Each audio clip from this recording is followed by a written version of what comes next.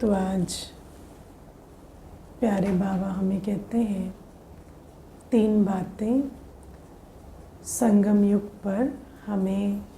एक तो सर्व प्राप्ति का अनुभव होना चाहिए, दूसरा जीवन मुक्त अवस्था का, और तीसरा बेफिक्र बादशाह की स्थिति है ना। और बाबा कहते ये संगम युग की अनुभूति है। सर्व प्राप्ति स्वरूप हम अनुभव करें, जीवन मुक्त अनुभव करें। जीवन मुक्त को ही बेफिक्र बादशाह भी कह सकते हैं। तो ये संगम युग में हमें ऐसी अनुभूति का स्वरूप बनना है। कौन कौन है जो सर्व प्राप्ति का अनुभव करते हैं? हाँ, हमें बाबा से सब कुछ मिला, ये अनुभव होता है। बाबा हमें कहते हैं आज कि मस्तक पर सितारा चमकता रहे। ऐसा सितारा चमकता है हमेशा, भाग्य की निशानी है ना, कि मुझे सदा मेरा भाग्य स्मृति में रहे। ऐसा अनुभव होता है कि मैं भाग्यवान, पवित्र, धनवान, गुणवान, शक्तिशाली आत्मा हूँ। सदा वो जो नशा कि मैं कौन हूँ वो इमर्ज रहता है, या दुनिया में जैसे उल्टा नशा चढ़ा रहता है, या नशे का ऑपोजिट कोई ना कोई कॉम्प्लेक्स या कोई कमज़ोर संकल्प ऐसे तो नहीं चलते। क्योंकि संगम युग में ही बाबा ने हमें इतने स्वमान दिए हैं, इतना हमें हमारा भाग्य का सितारा बुलंद किया है। तो फिर हमें भी उसके अनुभव स्वरूप में स्थित रहना पड़े। कौन कौन सारे दिन ध्यान रखते? कल भी बाबा ने आत्मिक तिलक पर ध्यान खिंचवाया था ना। तो सारे दिन ध्यान रहता है, ये चमक रहा है कि नहीं। हाँ, जैसे दुनिया में आईना देखते हैं ना, अपनी बिंदी ठीक करते रहते हैं कि लगी तो हुई है ना। तो बाबा कहते हैं ऐसे अपने इस आत्मिक स्मृति के दीपक को, आत्मदीप को सदा चेक करते हैं कि ये जागृत है। मैं कौन हूँ, मैं कितने विशेष हूँ, श्रेष्ठ हूँ, गुणवान हूँ, शक्तिशाली हूँ, किसकी संतान हूँ, कितना ऊंचा मेरा भाग्य है। ये नशा रहता है। या कभी कभी वो जो कमेंट्री है वो धीमी होकर दूसरी कोई और कमेंट्री चलने लगती है ना। तो बाबा कहते हैं वो नशा जो है वो हम बच्चों को रहना चाहिए। फिर बाबा ने हमें हमारे नैनों में स्नेह और शक्ति का बैलेंस दिया है ना। आज आप देखो, जब देवियों के चित्र बनाते हैं तो चित्रों में भी एक खास बात रखते हैं कि स्नेह और शक्ति दोनों दिखाई देती है ना। अगर कोई बुरी मनसा से जाए देवी की मूर्त के सामने तो उसको ऐसा लगेगा जैसे है ना शक्ति स्वरूप का साक्षात्कार होगा। और अगर कोई स्नेह दिल में रख के जाए तो उसको लगेगा कि देवी तो मुझे बहुत प्यार से निहार रही है। तो ये जो दृष्टि में जो स्नेह और शक्ति का बैलेंस है, ये बाबा ने हमें ये श्रृंगार अभी संगम युग पर दिया है। जब हम हर एक को आत्मिक दृष्टि से देखते हैं और फिर अपने कर्तव्य को भी जानते हैं कि मैं कौन हूँ, मुझे हर एक की आसुरी वृत्ति का संहार कर हर एक आत्मा को स्नेह की डोर में बांध बाबा का बनाना है। तो फिर वो स्नेह और शक्ति का बैलेंस आता है। अभी वो जो दृष्टि है उसमें स्नेह शक्ति दोनों का बैलेंस रहता है, या स्नेह ज़्यादा हो जाता है शक्ति कम, या शक्ति ज़्यादा स्नेह कम, दोनों रहता है। तो बाबा इसलिए कह रहे हैं कि ये जो संगम युग पर बाबा ने हमें खजाने दिए हैं, इनका हमें अभी स्वरूप बनना है। अभी तो हम, और स्वरूप कैसे बनेंगे? जितना मनन चिंतन करेंगे, अभ्यास करेंगे, स्वदर्शन चक्र फिराएंगे। जब हम स्वदर्शन चक्र फिराते हैं और द्वापर युग से अपने आप को मंदिरों में पूज्य देवता या देवी के रूप में अनुभव करते हैं तो अपने यादगार चित्र तो देखे ही है ना, तो अपने आप को वैसे अनुभव नहीं करते क्या? स्नेह शक्ति के बैलेंस से हर एक आत्मा की झोली भरते हुए। तो जब ऐसा अनुभव करेंगे तो वो जो हम योग में अभ्यास करते हैं वो क्वालिटी हमारे अंदर आती जाती है। हम स्वदर्शन चक्र क्यों फिराते हैं? ताकि हमारे अनादि आदि पूज्य ब्राह्मण फरिश्ता स्वरूप के जो गुण हैं, जो मर्ज हैं, वो इमर्ज होते जाएं। तो ये जो नैनों में स्नेह और शक्ति का बैलेंस है, ये कैसे इमर्ज होता है? जितना आप अपने आप को मैं ही पूज्य आत्मा, मुझे ही अनेक भक्तों की मनोकामनाएं पूर्ण करनी है, सभी है ना, चाहे किसी को अपनी कमी कमज़ोरी छोड़नी हो तो भी वो आप ही के दर पर आएंगे। तो उनको क्या देना होगा? शक्ति देनी होगी।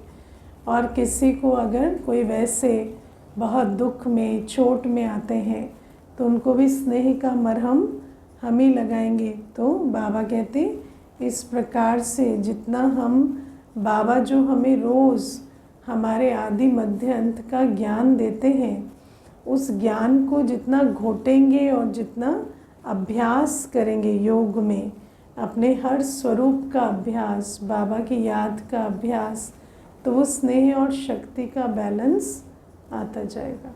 हर गुण, हर अलंकार जो है वो उसी से इमर्ज होता है। फिर बाबा कहते मुख में श्रेष्ठ और मधुर वाणी, सिर्फ मधुर नहीं, श्रेष्ठ भी, है ना। हमारे बोल मीनिंगफुल हो, पर्पसफुल हो और तरीका मीठा हो, है ना।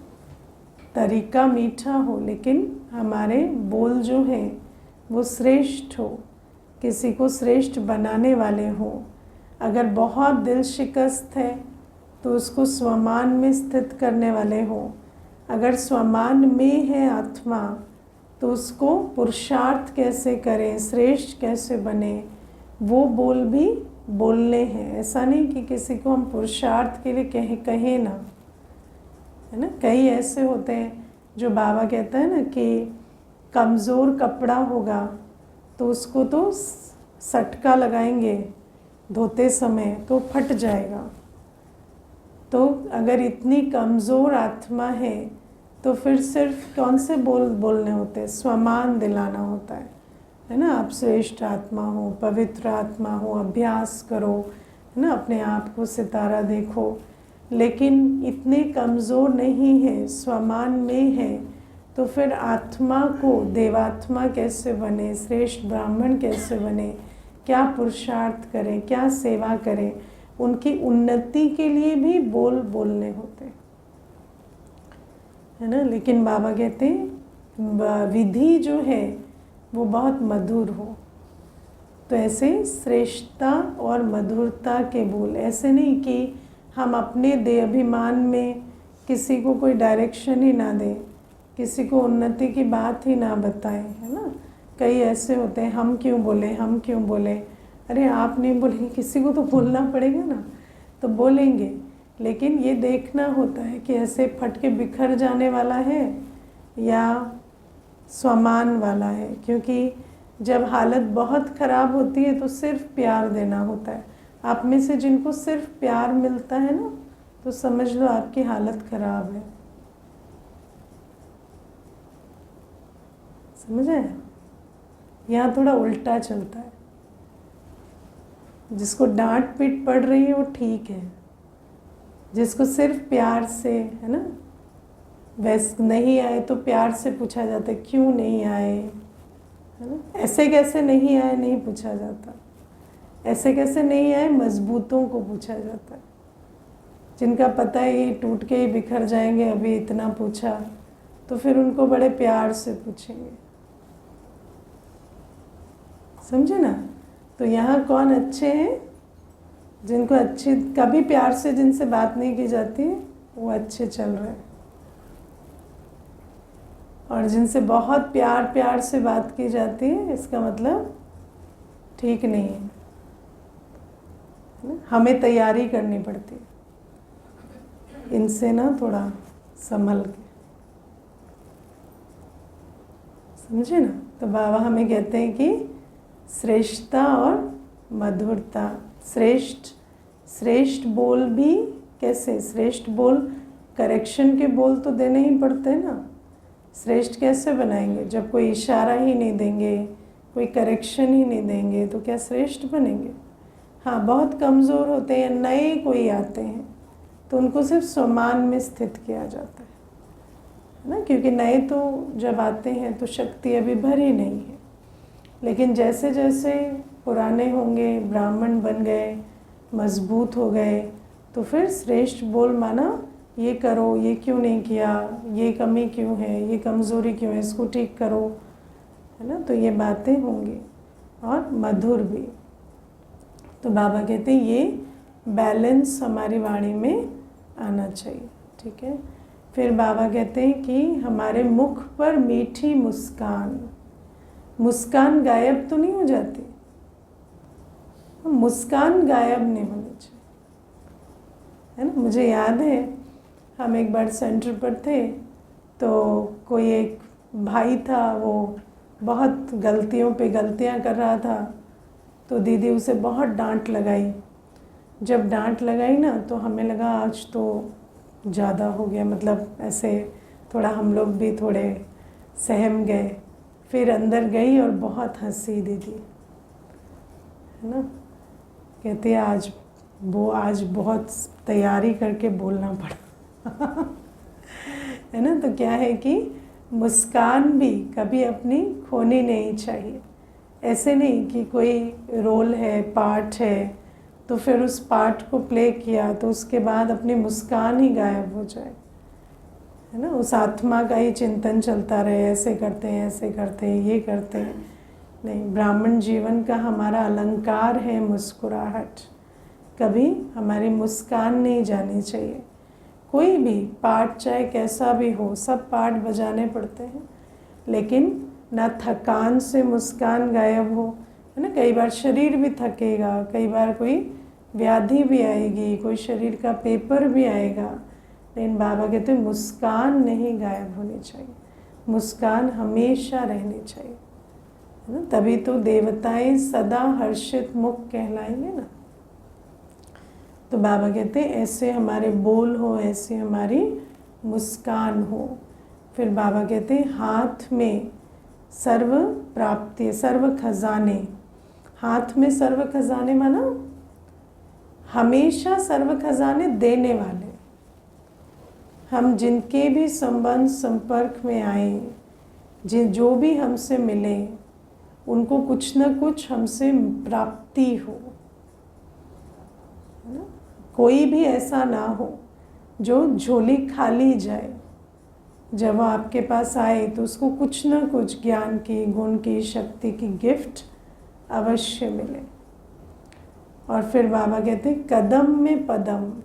हम ऐसा कोई कदम नहीं बढ़ाते, हम ऐसा कोई कर्म नहीं करते जिसमें हमारी रूहानी कमाई ना हो, है ना। किसी से फ़ोन लगा के बात भी किए, 5 मिनट भी किसी को दिया, तो उसमें भी सेवा करेंगे। कहीं गए, ऐसे नहीं घूमने चले गए, ऐसे नहीं, है ना, कोई व्यर्थ में चले गए, नहीं, कहीं पर भी जाते भी हैं, घूमते भी हैं, सब करते, पर लक्ष्य क्या हो, सेवा। तो बाबा कहते हैं एक कदम भी बढ़ा, एक कर्म भी किया, तो उसमें रूहानी कमाई भी जमा हो। हमारा ऐसा कोई कदम या कर्म ना हो जिसमें रूहानी कमाई नहीं है। तो बाबा हमें ये बातें समझाते हैं कि ऐसी हमारी ब्राह्मण जीवन की जो पर्सनालिटी है वो होनी चाहिए। हाँ हाँ, दिल में दिलाराम है ना, दिल में दिलाराम का स्नेह है ना, वो छिपा हो दो। तो दिल में दिलाराम का स्नेह, जिसके दिल में दिलाराम का स्नेह है उसकी दिल कैसे लगेगी? हमेशा प्यार की महसूसता है ना। जैसे दुनिया में आशिक माशूक होते हैं तो उनको हमेशा ऐसा अनुभव होता है कि प्यार मिल रहा है, ऐसा। तो बाबा कहते हैं ये जो निशानियां हैं ये हमारे स्वरूप में आए। और फिर दूसरा, ब्राह्मण जीवन माना बेफिक्र बादशाह, जीवन मुक्त। जीवन में है, पाठ बजा रहे हैं, लेकिन कोई चिंता, फिक्र, टेंशन फ्री भी आज बाबा ने वर्ड यूज़ किया ना। तो कोई टेंशन, फिक्रा, चिंता, ये हमारी डिक्शनरी में नहीं है। बाबा कहते हैं पांचों तत्वों के और पांचों विकारों के पूरे तूफान भी जब आते रहें तो भी हमें कोई फिक्रात नहीं है। हम बेफिक्र बादशाह रहें, बिल्कुल निश्चिंत ऐसे रहते हैं। पांचों तत्वों के पेपर चलेंगे, धरती हिलेगी, बरसात होगी, या सबसे पहले, उससे भी पहले कौन सा होता है 5 तत्व का पेपर? शरीर के रोग। हाँ, शरीर के रोग में चिंता तो नहीं पड़ जाती। आजकल पता है ना, शारीरिक बीमारी जब होती है तो डॉक्टर साथ में एंजाइटी पिल देता है। आजकल शरीर की जब बीमारियां होती हैं, कोई बड़ी बीमारी हो जाती है, तो जब मेडिसिन लेने जाएंगे तो वो साथ में एंजाइटी पिल देते। क्यों देते हैं? क्योंकि ये अंडरस्टूड है कि चिंता तो होगी, आत्मा भी चिंतित हो जाएगी, इसीलिए देते। क्योंकि मनुष्य को चाहे वो जाने ना जाने, माने ना माने, उसको सबसे ज़्यादा अटैचमेंट अपनी देह से होता है। सबसे ज़्यादा अटैचमेंट अपनी देह से होता है। इसीलिए बहुत चिंता पड़ जाती है। जैसे प्रकृति की हलचल होती है ना, और अभी ये जो शरीर है यही प्रकृति है। बाद में तो पांचों तत्व हलचल में आएंगे, लेकिन पांचों तत्वों की हलचल में कौन है जो अचल अडोल रहेंगे? जो इस समय इस देह की व्याधियों की हलचल में अचल अडोल रहेंगे। तो बेफिक्र रहते हैं, शरीर में कुछ भी हो गया बेफिक्र रहते हैं। किस बात का डर लगता है? किस बात का डर लगता है?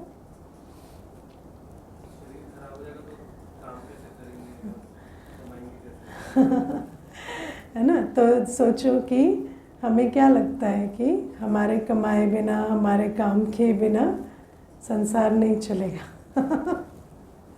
लेकिन बाबा हमें कहते हैं कि आज भी मैं खिला रहा हूँ, कल भी मैं करूँगा। हमें ये समझ नहीं आता कि हम तो कुछ भी नहीं कर रहे, सब कुछ है ना। देखो आज हम जिस बुद्धि का, जिस शारीरिक शक्ति का, जिसकी विशेषता का अभिमान रखते हैं कि ये विशेषता मुझे खिला रही है, ये डिग्री, ये क्वालिफिकेशन, ये शारीरिक शक्ति, ये बुद्धि, वो आपको नहीं मिली होती तो क्या कर लेते? बेअक्ल पैदा हुए, क्या करोगे? कुछ कर सकते? कुछ नहीं कर सकते। कुछ सीखने पढ़ने की क्षमता ही नहीं है, क्या करोगे? ऐसे बहुत होते हैं ना, नहीं होती है अक्ल, बुद्धि काम नहीं करती। तो ये भी बाबा ने दिया तो आज इतना अभिमान है ना। तो ये जो हमें समझ नहीं आता कि आज भी तो गाड़ी वही चला रहा है। आज जो योग्यता, विशेषता, गुण, जो भी कुछ है, बुद्धि, सबसे बड़ी चीज़ तो बुद्धि है ना। फिर हमारे जो ड्रामा अनुसार हमें अपॉर्चुनिटी मिली, कुछ भी मिला, वो सब कुछ तो फिर ड्रामा की, बाबा की देन है ना। तो बाबा कहते हैं इतनी फिक्रात क्यों है। और जब ड्रामा आज तक कल्याणकारी रहा है, कभी अकल्याण हुआ है क्या? कभी अकल्याण हुआ है? इतना कुछ हुआ है ना। आज जितनी भी जीवन याद है उसमें इतनी बातें हुई, तो भी तो कैसे ना कैसे निकले हैं ना। और सबसे बड़ी बात है कि आज बाबा के पास बैठ गए।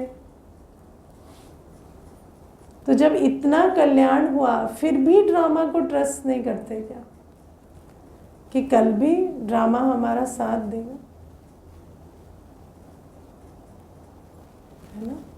तो बाबा हमें कहते हैं जिस ड्रामा ने आज तक हमारा साथ दिया है, आप विचार करो कितनी बार हमने मैजिक देखा है ड्रामा में, नहीं देखा है? हर आत्मा ने देखा है। लेकिन फिर भी हम उस ड्रामा पर शक करते हैं कि पता नहीं कल मेरा साथ देगा या नहीं देगा। और बाबा कहते हैं ड्रामा है ही कल्याणकारी। ड्रामा बना ही कल्याण के लिए, तुम्हारे लिए ही बना है, बाकी तो सब ऐसे ही पार्ट बजा है ना। बाबा कहते तुम ही मुख्य एक्टर हो, बाकी तो बाई प्लॉट है। सही बात है ना। हमारे गिरने से गिरते, हमारे चढ़ने से चढ़ते। तो बाबा कहते जो मेन एक्टर है उसको क्या चिंता है। ड्रामा तो हमें बुद्धि में रख के लिखा गया है,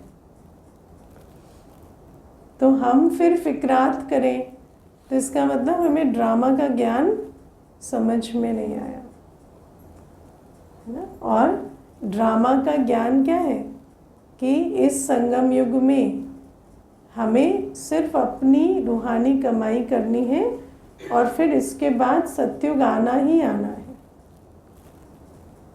तो कुछ भी हो जाएगा, शरीर भी छूट जाएगा, तो भी सत्युग तो जाएंगे ना। तो उस निश्चित भविष्य पर अगर हमें निश्चय है तो कोई फिक्रात नहीं।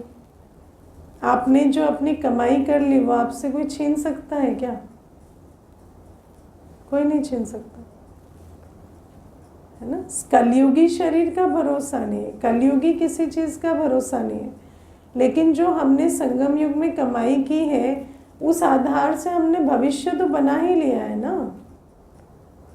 हाँ, फिक्रात किससे होती है? जिसने संगम युग में वेस्ट किया है। फिक्रात क्यों होती है? संगम युग में सफल नहीं किया, संगम युग में वेस्ट किया है तो फिक्रात होती। क्योंकि तब निश्चय नहीं है कि शरीर छूटेगा तो उच्च पद पे जाएंगे। जिसने देह में रहते भविष्य की कमाई कर ली उसको कोई फिक्रात नहीं, है ना। उसको ये है कि हम तो बैठे हैं, जब तक संगम युग है संगम युग है, जाना है तो जाना है, एवर रेडी बैठे।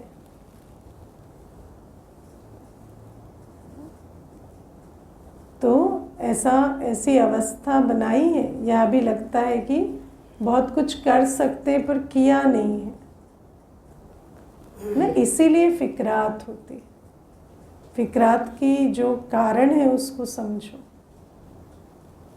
अगर अभी अपना सर्वस्व जो भी हम कर सकते हैं वो किया है और इतना पुरुषार्थ किया है कि मुझे निश्चय है कि आज भी शरीर छूट जाए तो मेरा भविष्य बहुत श्रेष्ठ है, मुझे ऊंच पद मिलना ही मिलना है, मैंने इतनी कर्मों की कमाई की है, जिसको ये निश्चय है उसको यहाँ की कोई फिक्रात नहीं हो। क्या फ़र्क पड़ता है, यहाँ छोड़े वहाँ जाएंगे, हमारी तो मौज ही मौज है। यहाँ ईश्वरी गोद में बैठे हैं, कल दैवी गोद में बैठेंगे, क्या दिक्कत है? कोई दिक्कत है? लेकिन जब अपना पुरुषार्थ नहीं करते, पुरुषार्थ अगर सारा विनाशी के लिए किया है तो विनाशी की फिक्र होती है। विनाशी मकान, विनाशी दुकान, विनाशी संबंध, विनाशी शरीर के पीछे सब कुछ लगाया है तो उसको तो फिक्रात होगी ना, ये विनाशी विनाश ना हो जाए। विनाशी को तो होना ही है विनाश और उस फिक्रात से तो कोई नहीं छुड़ा सकता, है ना। मैंने एक बार किसी को पूछा आपको किस बात का डर लगता है, तो कहते मुझे डर लगता है मैं मर ना जाऊं। तो मैंने कहा मरना तो जरूरी है ना, मरना तो पड़ेगा ना। अब मरने के लिए डरोगे तो डरते रहो फिर। शरीर तो छोड़ना ही पड़ेगा ना। तो जो सर्टेन है कि ये तो छूटना है, उसके ना छूटे ऐसी फिक्रात में रहेंगे तो वो फिक्रात का तो कोई इलाज नहीं है ना। वो तो अज्ञान है, उस अज्ञान का कोई इलाज नहीं है।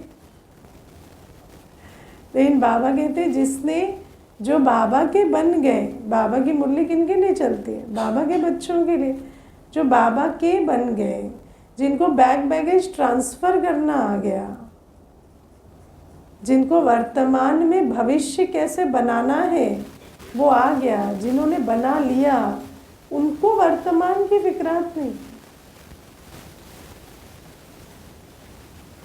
समझे ना। खुदा दोस्त की कहानी सुनाते हैं ना बाबा। क्या है खुदा दोस्त की कहानी? एक राज्य था, तो उसके राजा कहते थे कि 6 मास के लिए, है ना, कोई भी एक राजा चुन लेंगे, जो भी पहला व्यक्ति जाएगा सुबह तो उसको राजा बना देंगे।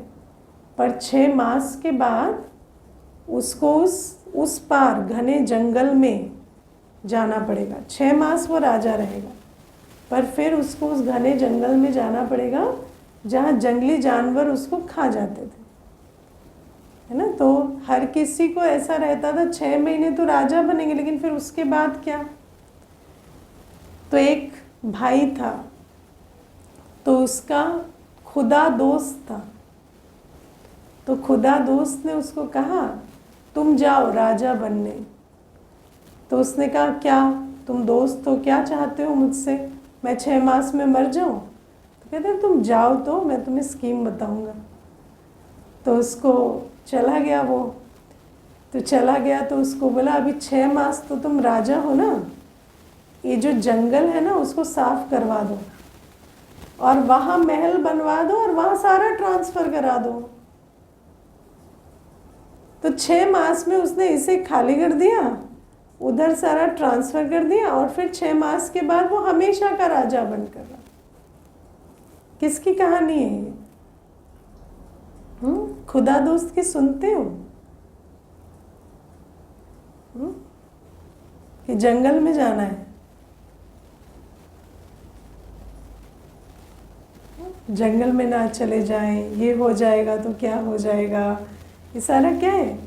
जिसने खुदा दोस्त की नहीं सुनी ये उसके फिक्रात। लेकिन जिसको समझ आ गया ये तो विनाशी है, ये तो है ही 6 मास का इसमें रहते अभी इतना भाग्य बना लो, मनसा वाचा कर्मणा तन मन धन समय श्वास संबंध सब सफल कर लो और ऐसी तैयारी कर लो कि जब संगम युग खत्म हो तो राजाई शुरू हो। तो फिर इस दुनिया के चीज़ों के परिवर्तन का भय नहीं होगा, खुशी होगी। बाबा कहते हैं ना मिरवा मौत मलूक का शिकार। हमारे को तो ऐसा लगेगा हाँ भाई शिकार हुआ, हमारे लिए राज्य तैयार हुआ। तो बेफिक्र बादशाह है, लेकिन फिक्र से छूटना है तो श्रीमत पर कर्म तो करने पड़े, है ना। और बाबा कहते हैं माया के भी माया के भी तूफान, 5 विकारों के तूफान जब आते हैं तो उनमें अचल अडोल रहते हैं, बेफिक्र रहते हैं। हाँ, लोभी होता है, धन का पेपर आ जाए तो कैसे दिल दहल जाते। बेफिक्र रहते हो या फिक्रात हो जाते। मोह वाला होगा, संबंध को कुछ हो गया तो कितना ऊपर नीचे होता है, हलचल में आता है। बाबा कहते नहीं, हम बच्चों को अभी बाबा से सर्व प्राप्तियां, सर्व संबंधों का इतना अनुभव करना है कि कितने भी लोभ के, मोह के, दे अभिमान के, अभिमान अपमान के, कितने निंदा स्तुति के, कैसे भी पेपर आए, बाबा ने स्वमान का खजाना दिया है ना, वो इतना भरपूर हो कि हमें अपमान का अनुभव ना हो सके। हम लोग कहानी सुनते हैं, सिकंदर ने पोरस को बंदी बनाया। बंदी बनाकर क्या पूछा, तुम्हारे साथ कैसा व्यवहार करे? तो उसने कहा जैसा एक राजा राजा से करता है। इतना स्वमान है, इतना स्वमान है कि बेड़ियों में भी याद रहे मैं राजा हूं, कि बेड़ी पड़ते ही गिड़गिड़ाने लगेंगे।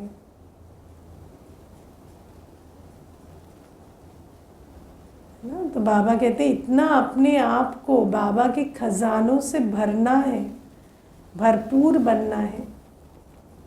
बाबा हमें सर्व संबंधों का अनुभव कराते हैं, इतना स्वमान से भरते हैं, इतने गुण शक्तियाँ देते हैं, इतने हम भरपूर हों कि कोई भी विकारों का पेपर, कोई भी परिस्थिति मुझे डगमग ना कर सके। मेरे पास इतना स्टॉक हो कि मैं वहाँ अचल अडोल रह सकूं, तब बेफिक्र होंगे। वरना मनुष्य को कितना फिक्रात होता है, मेरे बारे में कोई ये ना फैला दे, वो ना फैला दे, है ना, मेरा कोई ये ना लूट ले, वो ना छीन ले, कितना फिक्रात रहता है ना। और सबसे बड़ी बात क्या है, जितना फिक्रात करेंगे उस भविष्य को अट्रैक्ट करते हैं, है ना। तो बाबा हमें बेफिक्र बादशाह बनाते हैं। और बाबा कहते हैं अभी संगम युग में बेफिक्र बादशाह बनने का ये जो अवसर है, इसका हमें पूरा स्वरूप बनना है। अभी बनेंगे तब तो सतयुग में वो संस्कार लेके जाएंगे। ठीक है। फिर प्यारे बाबा आज हमें कहते हैं मेरी एक चाहना है। बच्चे पूछते हैं बाबा क्या चाहते हैं, तो बाबा कहते हैं मैं चाहता हूँ मेरे बच्चे स्वराज अधिकारी बने। स्वराज अधिकारी बने माना मन बुद्धि संस्कार बच्चों के ऑर्डर प्रमाण चले, जो संकल्प रचना चाहे वही संकल्प रचे, जहाँ बुद्धि को लगाना चाहे वही लगे। अभ्यास करते हैं। कब होता है इसका अभ्यास? अमृत वेले और ट्रैफिक कंट्रोल। ट्रैफिक कंट्रोल और अमृत वेले अभ्यास का टाइम है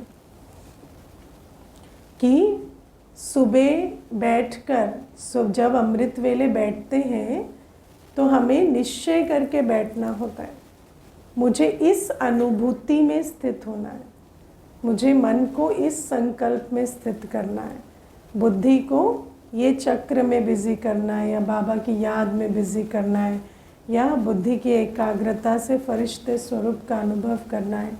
और देखो कि कितने समय आपके ऑर्डर प्रमाण मन बुद्धि चल रहे हैं, है ना। अपने एकाग्रता के संस्कार, दृढ़ता के संस्कार, अंतर्मुखता के संस्कार कितने इमर्ज करके आप बैठ पा रहे हैं। जब योग में बैठते हो तो कोई ना कोई एक लक्ष्य लेकर बैठो, है ना। मैं अशरीरी अवस्था का अभ्यास करूँ। अशरीरी सिर्फ बिंदु। जब आप सिर्फ बिंदु हैं, आत्मा है, तो कुछ सोचेंगे दुनिया का। आप मोए मर गई दुनिया ना, दुनिया और आपके लिए एग्जिस्ट नहीं करती। तो अशरीरी अवस्था में सिर्फ एक बाबा की याद रही। तो बाबा कहते इतना मन बुद्धि को, संस्कार को प्रोग्राम देकर बैठाएंगे सुबह सुबह, तब तो उसकी एक्सरसाइज होगी। और फिर ट्रैफिक कंट्रोल जब होता है, तो ट्रैफिक कंट्रोल क्या है? किसी भी बात में हमारी बुद्धि चल रही हो, कहीं भी मन भटक रहा हो, गीत बजा माना शांत बाबा की याद में, फुल स्टॉप बाबा की याद में। कोई भी काम कर रहे थे, वो काम का भी संकल्प ना चले, तो फुल स्टॉप लगाने का अभ्यास ट्रैफिक कंट्रोल में किया जाता। और ये अभ्यास बाबा हमें क्यों कराते हैं? त्रिकालदर्शी बाबा है ना। बाबा को पता है कि अंत का जो समय होगा 1 सेकंड का होगा। सेकंड में बच्चे को फुल स्टॉप लगाना पड़ेगा। तो इसीलिए हमें ये अभ्यास करने के लिए बाबा ने अमृत वेले का समय दिया है, ट्रैफिक कंट्रोल का कायदा दिया है, नुमा शाम का समय दिया है, या रात्रि को सोने से पहले भी सारे दिन का, इस दुनिया का एक भी संकल्प मुझे ना चले, मैं एक बाबा की याद में सोऊं। तो बाबा कहते हैं ऐसे, ये तो जो नियम प्रमाण अभ्यास है। फिर बाबा कहते हैं बीच बीच में, दिन भर में जब प्रतिकूल परिस्थितियां होती हैं, तो 1 सेकंड में मैं फुल स्टॉप लगा पा रही हूँ। मानो अभी आपको किसी ने 10 बातें सुना दी, उस समय क्या करना है? अपने को चैलेंज देना है, मैं 1 सेकंड में फुल स्टॉप लगाऊं। और फुल स्टॉप लगाकर क्या करना है? क्योंकि मन की गति फास्ट है, तो क्या करना है? उसको आज मुरली में वरदान क्या था, आज स्लोगन क्या था, आज बाबा ने क्या कहा, आज सार क्या था, वो याद करने लगो। कोई बात हो गई है ना, कोई चीज़ नुकसान हो गया, कुछ हो गया, उस समय पर सेकंड में फुल स्टॉप लगाए। और फिर आज बाबा ने क्या कहा, उसमें बुद्धि को बिजी कर दो। इससे क्या होगा? वो जो उस समय वेस्टेज होता, उस समय जो समय शक्ति गवाते, क्योंकि अब जो हो गया सो हो गया। अभी आप उसमें जितने भी संकल्प चलाएंगे वो क्या है? अपना बोझ क्रिएट करने वाली बात। तो बाबा कहते हैं हमारा तो एक ही लक्ष्य है ना, हम अपने संगम युग की कमाई जमा करें। और वो जमा करने के लिए मुझे ये स्वराज अधिकारी का अभ्यास चाहिए। सेकंड में फुल स्टॉप लगा सके, दिन में 4-5 बार, कई बार, जैसे ही प्रतिकूल परिस्थिति आई, आप ये चैलेंज अपने को देते हो? देते हो? बाबा हमें कितनी सुंदर सुंदर एक्सरसाइजेस सिखाते हैं। जो करेगा सो पाएगा। भगवान क्या नहीं बताता, स्वराज अधिकारी बनने की कितनी सुंदर विधि, युक्ति सब सिखाता, लेकिन जो करेगा सो पाएगा। तो आज से ये गांठ बांध लो। एक तो नियम प्रमाण, देखो क्या होता है ना, ट्रैफिक कंट्रोल को भी आप अगर बहुत समय करेंगे तो ट्रैफिक कंट्रोल के समय भी आपकी जो ड्रामा के साथ हार्मनी है ना, वो बन जाती है। फिर उस समय आपको कोई मन में संकल्प ही नहीं होता, वो आपका माइंड रेडी हो जाता है। तो ट्रैफिक कंट्रोल और अमृत वेला स्वराज अधिकारी स्थिति बनाने के लिए प्रैक्टिस है। और आप एग्जाम कैसे लोगे कि बनी है या नहीं बनी है? जैसे एक होती पढ़ाई, एक होती है एग्ज़ाम। तो पढ़ाई ये है, ट्रैफिक कंट्रोल करो, अमृत वेला करो, नुमा शाम करो, रात्रि सोने से पहले योग करो। लेकिन एग्ज़ाम कैसे लेंगे? तो बीच बीच में प्रतिकूल परिस्थितियों में अपने को चेक करो। सेकंड में फुल स्टॉप लगा, या संकल्प तो छोड़ो, बोल भी निकल गए, कर्म भी हो गया, फिर याद आया, है ना? ऐसे नहीं सारा रायता फैला दिया फिर फुल स्टॉप लगा रहे बैठ के, वो नहीं करना है। सेकंड में माना बिना, जब तक कुछ किया नहीं है तभी फुल स्टॉप लगा ले, एक संकल्प भी वेस्ट नहीं किया, और फुल स्टॉप लगा ले और ज्ञान का मनन चिंतन करें कि आज बाबा ने क्या कहा था मुरली में। तो बाबा कहते हैं ऐसे करते करते स्वराज अधिकारी बन जाएंगे बच्चे। अच्छा, ओम शांति।